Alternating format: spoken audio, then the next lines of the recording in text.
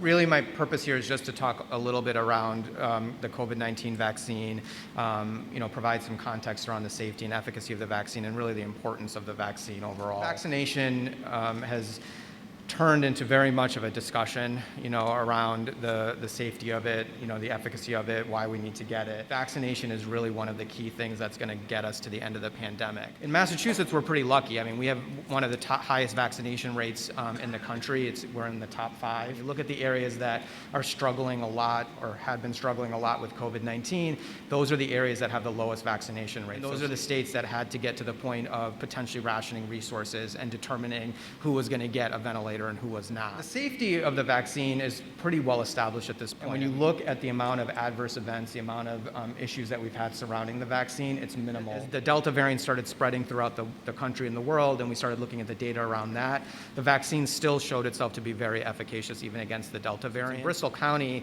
at Sturdy, for example, we had, in this last wave, did have more cases of COVID-19 than other surrounding hospitals had, for the size of our hospital. At the peak of this last surge, we had about 25 admitted inpatients, which for us is a lot.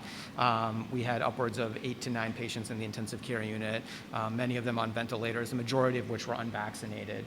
We had 2 people in their 30s who died from COVID-19, unfortunately, after a prolonged course in the intensive care unit. Both were unvaccinated. The idea of the vaccine was never to prevent you from getting COVID-19 100% of the time. It's not going to do that. But what it does do very well is it prevents you from getting severe disease. It reduces your risk of getting hospitalized, and it significantly reduces your risk of dying. Part of the reason I think that we've had higher cases in this area is because we are one of the lowest vaccinated counties in Massachusetts. We're always going to hear anecdotal stories about, I know somebody who knew somebody who knew somebody that died of COVID-19 and they got vaccinated.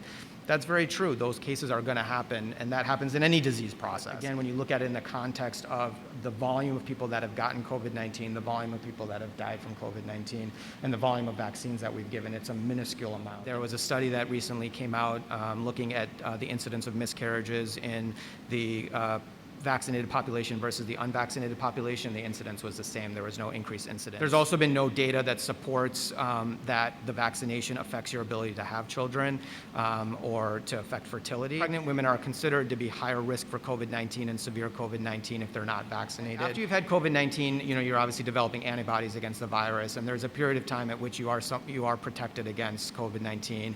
The estimate initially was 3 months, but I think a lot of that still remains to be seen, and I think we need more data around that.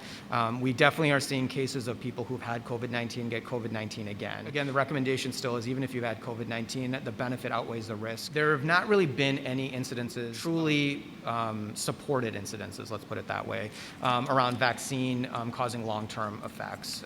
There was a lot of talk around the incidence of autism related to vaccine.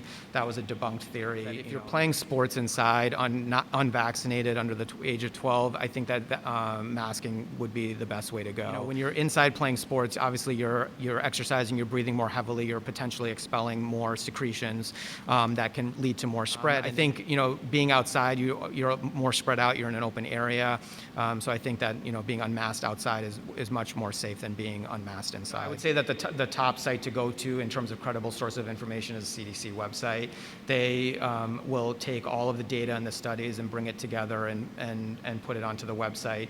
And provide a good summary of the current guidelines and current recommendations, and give you sort of a comprehensive look at that information. I would be careful with how you interpret articles that are taking data. So obviously going back to the source of the data is very important. You want to be careful about taking things from social media sites that aren't sort of truly vetted out and are not linked directly back to the original articles and the original information. I think that's sort of the biggest thing.